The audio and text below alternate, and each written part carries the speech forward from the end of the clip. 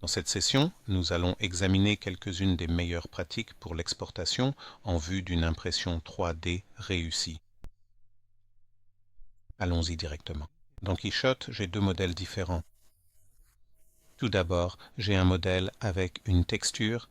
Il s'agit également d'un modèle auquel une texture et une carte de relief ont été appliquées. Et ce modèle est une texture à deux corps sur laquelle un déplacement a été appliqué. Allons voir cela de plus près. Ici, on peut voir que ma carte de texture est reliée à un déplacement et à une géométrie déplacée. Alors, commençons par exporter. Exportez donc au format 3MF, puis choisissez l'emplacement du fichier et donnez-lui un nom.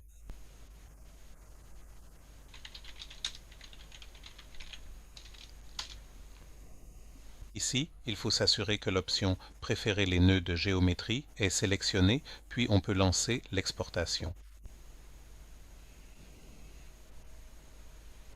Maintenant, pour notre autre modèle, comme nous avons uniquement des informations de texture et que nous incluons ce relief comme information de texture, allons dans Exporteur, puis Exporteur 3MF avec texture.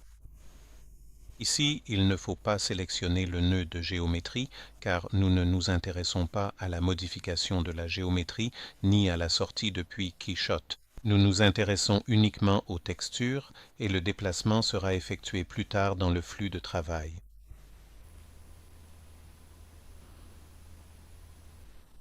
Ensuite, pour ce modèle auquel le déplacement a été appliqué, pour des attributions de couleur de base comme celle-ci, ces informations seront exportées et appliquées dans GrabCAD Print.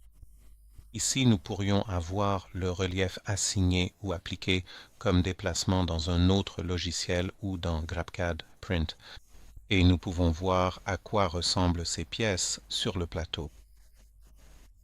Ici, nous avons une visualisation du relief et là, nous pouvons voir clairement la géométrie déplacée. Si nous avions appliqué une texture, c'est-à-dire une image ou un motif qui sert à donner un aspect visuel particulier à la surface de cette pièce, et que je l'avais ensuite exporté en utilisant les Geometry Nodes, qui sont un système de modification procédurale dans Blender, alors la texture ici n'aurait pas été exportée. Cela signifie que la pièce aurait été transférée sans son apparence détaillée, et la surface serait restée uniforme sans les couleurs ou motifs que la texture aurait dû apporter. Je devrais alors réimporter à nouveau le modèle, appliquer soigneusement la texture, puis l'exporter en sélectionnant les textures.